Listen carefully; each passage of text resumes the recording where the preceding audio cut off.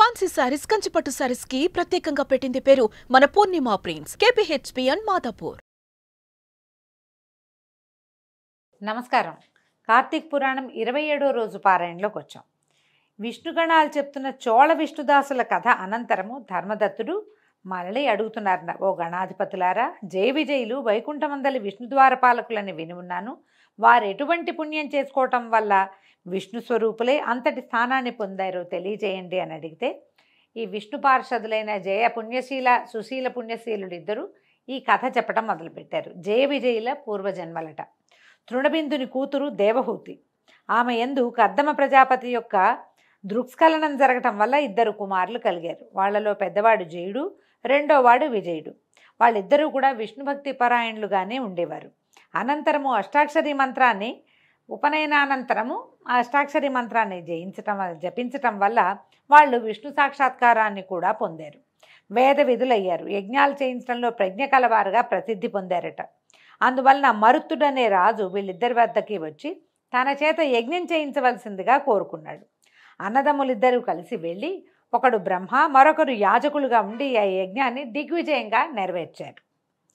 మరి సంతుష్టుడైన మరుత్తు వారికి అగణితమైన దక్షిణలు ఇచ్చాడు. ఆ సొమ్ముతోటి అన్నదమ్ములిద్దరూ ఎవరికి వాళ్ళుగా విష్ణు యజ్ఞాన్ని నిర్వర్తించాలని భావించారు. తదర్థంగా మరుత్తు ఇచ్చిన మహాదక్షిణని పంచుకోవటంలో ఇద్దరికి తగాదాలు వచ్చాయి. ఇప్పటిదాకా అన్నీ బాగానే ఉన్నాయి. కలిసి పుట్టారు, కలిసి పెరిగారు, కలిసి చదువుకున్నారు, కలిసి పెద్ద పెద్ద యజ్ఞాలు చేయించారు.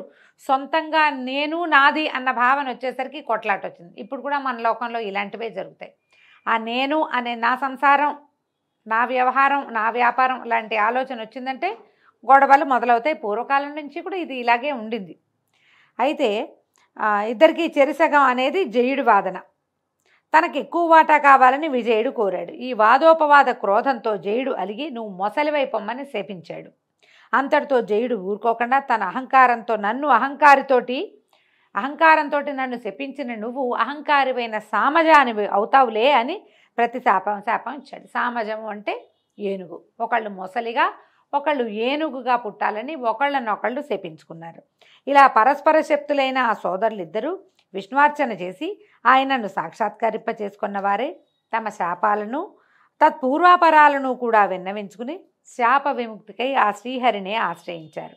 హే భగవాన్, నీకింతటి చేరువ భక్తులమైన మేము మొసలిగాను ఏనుగాను పుట్టడం చాలా ఘోరమైన విషయము. అందువలన మా శాపాల నుంచి మమ్మల్ని మరలించు, మా పాపాలని తగ్గించు అని పదే పదే విన్నవించుకున్నారు. అందుకు మందహాసం చేసినటువంటి అంబుజనాభుడు, జయ విజయులారా, నా భక్తుల మాటలు పొల్లుపోనీయకపోవటమే నా విధి. వాటిని అసత్యాలుగా చేసే శక్తి నాకు కూడా లేదు. పూర్వం ప్రహ్లాద వాక్యం కోసం నేను స్తంభం నుంచి ఆవిర్భవించాను. భగవంతుడు ఎందుకు స్తంభం నుంచి పుట్టాడండి? ప్రశ్నించాడు హిరణ్యకశిపుడు. ఈ స్తంభంలో ఉంటాడా అని. హరంటే ఇందుగలడు అందులేడని సందేహం అవ్వలేదు, వలదు చక్రి సర్వోపగతుండు అని చెప్పాడు. ఎక్కడైనా భగవంతుడు ఉంటాడని ప్రహ్లాదుడు చెప్పాడు కాబట్టి ఈ స్తంభంలో ఉన్నాడా అని ప్రశ్నించి ఆ స్తంభాన్ని పగలగొడితే ఆ స్తంభం నుంచే భగవంతుడు పుట్టాడు. భక్తుల వాక్యాల్ని అబద్ధం కానీయడు. అందుకని ఎప్పుడు కూడా సత్యము, నిజము, సంబద్ధమైన మాట మాట్లాడుతూ ఉండాలి. భక్తులైన వాళ్ళు తొందరగా ఇతరులను శపించేసేటాలు, శాపనార్థాలు పెట్టటాలు అలాంటివి చేయకూడదు. అవి నిజమైపోతాయి పాపం. అయితే ఏమంటున్నారు? పూర్వం ప్రహ్లాద వాక్యం కోసం స్తంభం నుంచి ఆవిర్భవించాను. అంబరీషుని వాక్యం ప్రకారము అతనికి లభించిన దశావతార శాపాలని నేనే ధరించాను. అందువల్ల మీరు సత్యం తప్పని వారే మీ శాపాలని అనుభవించి అంత్యంలో వైకుంఠాన్ని పొందండి అని ఆదేశించడంతో తదాదేశాన్ని శిరసావహించి ఆ జయ విజయులిద్దరూ గండకీ నదీ ప్రాంతాన మకర మాతంగాలుగా జన్మించి పూర్వజన్మ కలవారై విష్ణు చింతనతోటే కాలం గడపసాగారు. అలా ఉండగా ఒకానొక కార్తీక మాసం ప్రవేశించింది. ఆ కార్తీక మాసంలో కార్తీక స్నానం చేయాలనే కోరికతోటి ఏనుగైన జయుడు గండకీ నదిలోకి వచ్చాడు. నీటిలోకి దిగిందే తడవుగా అందులోనే మొసలిగా ఉన్న విజయుడు ఏనుగును గుర్తించి దాని పాదాన్ని బలంగా నోటకరిచాడు. విడిపించుకోవడానికి చేసిన ప్రయత్నాలు విఫలం కావడంతో గజదేహుడైన జయుడు విష్ణువుని పరిపరి విధాలుగా ప్రార్థించాడు. తలచిందే తడవుగా ప్రత్యక్షమైన తార్క్యవాహనుడు తన చక్రాయుధాన్ని ప్రయోగించి ఆ కరిమకరాలు రెండింటినీ ఉద్ధరించి వారికి వైకుంఠ ప్రాప్తిని కలిగించాడు. తదాదిగా ఆ స్థలము హరిక్షేత్రంగా విరాజిల్లసాగింది. విష్ణు ప్రయుక్త చక్రాయుధం ఒరిపిడి వలన ఆ గండకీ నదిలోని శిలలు చక్ర చిహ్నాలతో కూడుకొన్నవయ్యాయి. ఓ ధర్మదత్త, నీచే అడుగబడిన వారైన విష్ణుద్వార పాలకులు జయ విజయులు వారిద్దరే. అందువల్ల నీవు కూడా దంభమాత్సర్యాలను దిగనాడి సమదర్శనుడివై సుదర్శనాయుధునుడి చరణసేవని ఆచరించు. తులా మకర మేష సంక్రమణాల్లో ప్రాతస్నానాలు ఆచరించు. తులసీవన సంరక్షణ మందు నిష్టగలవాడవై ప్రవర్తించు. తులసి చెట్టుని రక్షించాలండి. ఇది యథావిధిగా తులసి చెట్టు ఆమె నిద్రపోయేలాగా చేయకూడదు. ఒకవేళ ఆమె నిద్రపోతోందని అనిపిస్తే కనుక, నిద్రపోయేలాగా ఉంది అనిపిస్తే ఇంకొక చెట్టుని తెచ్చి నాటుకోవాలి. తులసి సంరక్షణ చాలా మంచిది, విష్ణు ప్రీతికరం అని చెప్తారు. అయితే ఇంకా చెప్తున్నారు, గో బ్రాహ్మణులందు విష్ణు భక్తులందు సర్వదా భక్తితో సేవించు. కొర్రధాన్యము, పులిగడుగు నీరు, వంగ మొదలగు వాటిని విసర్జించు. ఈ కొర్రలని ఇంతకుముందు కూడా చెప్పారండి, హీనధాన్యం అని. కొర్రలు తినద్దు అని చెప్తున్నారు. మామూలుగా ఇప్పుడు మనం తృణధాన్యాలు వాటిని తింటున్నాం కదా, అవసరమని భావిస్తున్నాము. మరి ఏ షుగరో పాడో ఇబ్బందో ఉన్నది, తప్పదు కదా. అందుకని ఈ కార్తీకం ఏదైనా వ్రతాలు ఉన్నప్పుడు కొర్రలు తినబోకండి. అంటే పురాణాన్ని బట్టి అండి, మీ అవకాశాలను బట్టి చేయండి. కానీ ఇలాంటి ఒక వాక్యము 2 చోట్ల ప్రత్యేకంగా చెప్పబడింది. పులిగడుగు నీరు అంటే పుల్లటి నీళ్లు, వాటిని తీసుకోవద్దని చెప్తున్నారు. వంకాయలు కూడా విసర్జించాలట. జన్మ ప్రకృతిగా నీ అనుష్ఠిస్తున్న ఈ కార్తీక విష్ణు వ్రతం కంటే దాన జపో యజ్ఞ తీర్థాలు ఏవీ కూడా గొప్పవి కాదని గుర్తుంచుకో. ఓ విప్రుడా, దైవ ప్రీతికరమైన విష్ణు వ్రతాచరణ వల్ల నీవు నీ పుణ్యంలో సగభాగం అందుకోవటం వల్ల ఈ కలహా కూడా ధన్యులయ్యారు. ప్రస్తుతం మేము ఆమెను వైకుంఠానికి తీసుకెళ్తున్నాము అని విష్ణుగణాలు ధర్మదత్తునితో హితమాడి అతనితో పునః నియమవ్రత నిష్ఠుణ్ణి చేసి కలహా సమేతంగా వైకుంఠానికి బయలుదేరారు. విమానంలో వెళ్ళిపోయారట. నారదుడు చెప్తున్నాడు, పృథురాజా, అతి పురాతనమైన ఈ పుణ్యేతిహాసాన్ని ఏ మానవుడైతే వింటున్నాడో, ఇతరులకు వినిపిస్తున్నాడో, వాడు శ్రీ మహావిష్ణువు యొక్క సంపూర్ణానుగ్రహానికి పాత్రుడై విష్ణు సాన్నిధ్యాన్ని పొందదగిన జ్ఞానాన్ని పొందుతున్నాడు. ఈ విధంగా నారదుడు చెప్పిందంతా విని ఆశ్చర్యంగా అయిపోయిందట పృథు చక్రవర్తికి. ఎంత ఆశ్చర్యపడి, ఇట్లా జరిగిందా అని ఆశ్చర్యపోతూ, ఓహే దేవర్షి, ఇప్పుడు నువ్వు చెప్పినటువంటి హరిక్షేత్రము, గండకీ నదుల్లాగానే గతంలో కృష్ణా, సరస్వతి ఇత్యాది నదుల గురించి కూడా విన్నాను. ఆ మహామహిమలన్నీ ఆ నదులకి చెందినవా లేక ఆ క్షేత్రాలకి సంబంధించినవా? విశదపరచమని కోరితే నారదుడు ఇట్లా చెప్తున్నాడట, శ్రద్ధగా విను. కృష్ణానది సాక్షాత్తు విష్ణు స్వరూపం, సరస్వతి నది శుద్ధ శివస్వరూపమట. వాటి సంగమ మహాత్మ్యాన్ని వర్ణించడం బ్రహ్మకు కూడా అసాధ్యమే. కృష్ణా సరస్వతి నదులు ఎలా జన్మించాయో పురాణ ప్రోక్తంగా తెలుసుకుందాం. ఒకానొక చాక్షుష మన్వంతరంలో బ్రహ్మదేవుడు సఖ్యపర్వత శిఖరాలపై సవనం చేసేందుకు సమాయత్తుడయ్యాడు. ఒక యజ్ఞం చేయబోయాడట బ్రహ్మదేవుడు. హరిహరులతో సహా సమస్త దేవతలు, మునులు కూడా కలిసి ఒకానొక దైవత ముహూర్తంలో బ్రహ్మకు యజ్ఞదీక్షనివ్వడానికి నిర్ణయించి కర్త యొక్క కళత్రమైన సరస్వతికి విష్ణుమూర్తి ద్వారా కబురు చేశారు. కర్త యొక్క కళత్రం అంటే బ్రహ్మదేవుని యొక్క భార్య అయిన సరస్వతీదేవికి కబురు చెప్పాడట విష్ణుమూర్తి. అయినా సరస్వతి సమయానికి అక్కడ చేరుకోలేదు.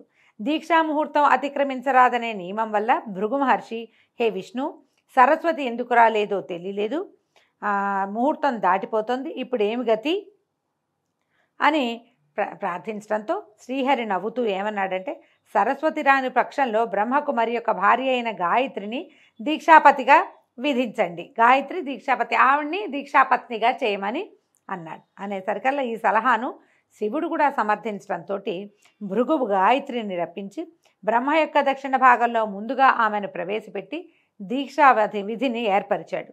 ఆ విధంగా ఋషులందరూ కలిసి హరిహరుల సమక్షంలో బ్రహ్మకి దీక్షనివ్వటం పూర్తి చేయగానే అక్కడకు సరస్వతి చేరుకుందట.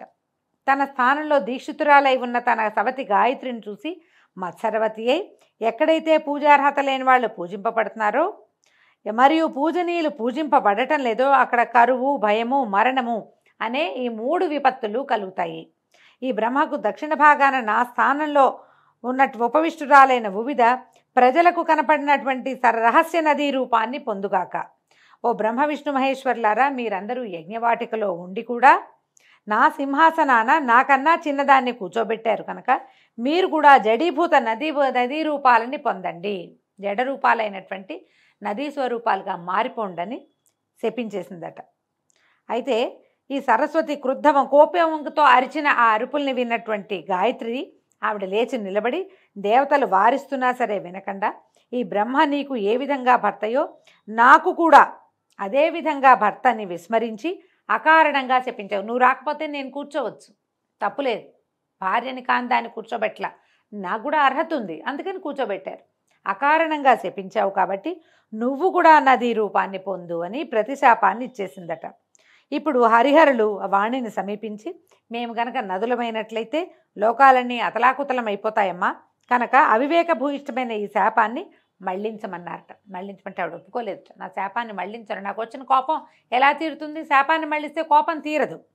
యజ్ఞాదిలో మీరు విఘ్నేశ్వర పూజ చేయకపోవటం వల్లే నా కోపరూపంగా యాగం విఘ్నపడి ఆగమైపోయింది. పలుకుల పడతనైన నా మాట తప్పదు. ఈవిడెవరు? మాటల తల్లి సరస్వతీదేవి. నా మాట తప్పదు. మీరందరూ నదీ రూపాలని ధరించి మీ అంశలు జడత్వాన్ని వహించవలసిందే. ఇప్పుడు అంశలు జడత్వాన్ని వహిస్తే ఎట్లాగండి? ఒక ఆయన పుట్టిస్తాడు, ఇంకో ఆయన పెంచుతాడు, 3 ఆయన పోగొడతాడు, మళ్ళీ పుట్టడానికి సమాయత్తం చేస్తాడు. ఈ పనులన్నీ మానేస్తే ఎట్లా కుదురుతుంది? సవతులమైన నేను గాయత్రి కూడా నదులమై పశ్చిమాభిముఖంగా ప్రవహించబోతున్నాము అని చెప్పింది. ఆమె మాటలు వింటూనే దేవతాంశలు, సకల దేవతాంశలు జడాలుగాను రూపాలు నదులుగాను పరిణమించాయి. ఆ సమయంలో విష్ణుమూర్తి కృష్ణానదిగాను, మిగిలిన వారు ఇతరేతర నదీ రూపాలుగాను మారిపోయారు. బ్రహ్మ విష్ణు మహేశ్వరులు నదులై తూర్పుముఖంగాను, వారి భార్యలు నదులై పశ్చిమాభిముఖంగాను ప్రవహించడం మొదలుపెట్టారు. గాయత్రి సరస్వతి నదీ రూపాలు సావిత్రి అనే పుణ్యక్షేత్రంలో సంగమాన్ని పొందాయి. ఈ యజ్ఞంలో ప్రతిష్ఠితులైనటువంటి శివకేశవులు, మహాబలుడు, అతిబలుడు అనే దేవతా స్వరూపాలు అయ్యారు. సర్వపాపహారిణి అయిన ఈ కృష్ణానది ప్రకర్షోత్పత్తిని భక్తితో చదివినా, వినినా, వినిపించినా కూడా వారి వంశమంతా కూడా నదీ దర్శన స్నాన పుణ్యఫలవంతమై తరించిపోతుంది. కృష్ణానది ఈ విధంగా పుట్టిందట. అందుకే కృష్ణ నల్లగా ఉంటుంది, విష్ణు స్వరూపం కాబట్టి ముదురు రంగులో ఉంటుంది. ఇది చెప్పినా కూడా సైన్స్ ఏం చెప్తుందండి? ఆ ప్రాంతపు నేలంతా రేగడి నేల అవటం వల్ల, నల్లటి మట్టి మీద ప్రవహించడం వల్ల నీరు ఇంచుమించుగా నది ఏ రూపంలో ఉన్న మట్టి సాయిల్ మీద ప్రవహిస్తే ఆ రంగులో కనపడుతుంది. కాబట్టి కృష్ణ నల్లగా దర్శనమిస్తుంది అంటారు. ఈ కృష్ణానది ఎట్లా నదిగా మారిందో తెలుసుకున్న దాన్ని చదివితే చాలా పుణ్యం లభిస్తుందట. నదిని చూసిన పుణ్యాన్ని మనం పొందుతాం. దీంతో 27వ రోజు పారాయణ పూర్తయిందండి.